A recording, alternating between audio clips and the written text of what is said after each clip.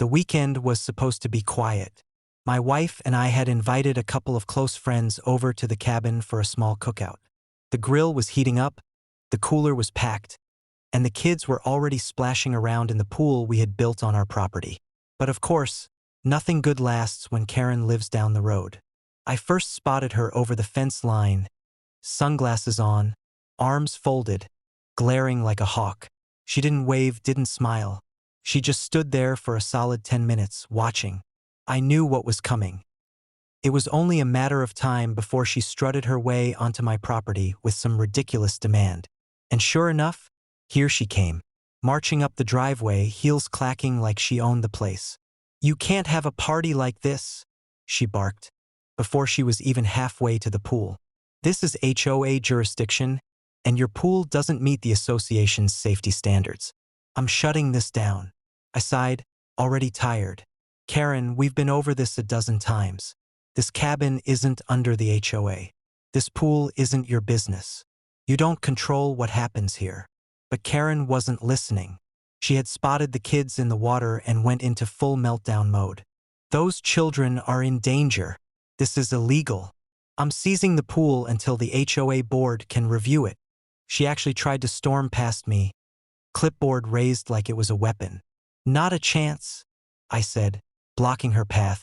"You set 1 foot closer, and you'll regret it." Karen smirked like she'd just won. "Then I'll just fine you.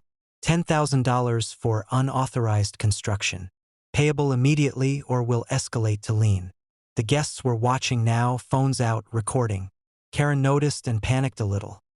But instead of backing off, she doubled down. She pulled out her phone, dialed 911, and shouted loud enough for the whole neighborhood to hear. "Yes, officer. I'm reporting an unsafe pool. Children are at risk. I need immediate assistance." She ended the call with a smug grin. "Let's see you talk your way out of this when the police arrive." My wife was done with her nonsense. Calmly, without a word, she walked inside and came back with a folder. Inside it were every single legal document proving the land, the pool, and the cabin were outside of HOA jurisdiction. She handed it to me, but I didn't even get the chance to open it, because the sound of sirens echoed down the dirt road. 2 sheriff's cruisers pulled up. Out stepped deputies I knew well, guys who'd fished with me, shared beers with me, and even helped me repair my dock after a storm. Karen practically sprinted to them, pointing at me like I was some criminal mastermind. "Arrest him. He built an illegal pool. He's endangering children. Do your job." The deputies glanced at me, then back at her. One of them asked, "Ma'am, is this your property?" "No, but..." "Are you part of this party?" "No, but..." "Then you need to step back." Karen's jaw dropped. "What? No. I'm on the board. I own this neighborhood. He's violating my rules." That's when my wife stepped forward. Calm, collected, she handed over her military ID. The deputies took one look, exchanged glances, and then stared at Karen like she'd just confessed to robbing a bank. "Ma'am," one deputy said, voice flat, "you've just trespassed, harassed the property owners, and made a false emergency report. That's a crime." Karen's face went pale. No, you don't understand. I was just..." "Turn around," the deputy ordered. And just like that, Karen was in cuffs, screaming about injustice and lawsuits as the deputies walked her to the cruiser.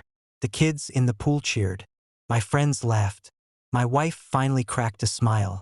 When the cruisers pulled away, leaving behind a trail of dust, I turned back to my guests. "Well," I said, "who's hungry? Burgers are almost done." The rest of the night was perfect. Music, laughter, and the kind of peace Karen had tried so hard to ruin. But the best part was knowing that next time she even thought about sneaking into my pool again, she'd think twice, because the deputies made it very clear. One more stunt like that, and she'd be seeing the inside of a jail cell for much longer. And I was more than happy to let the law handle her from here.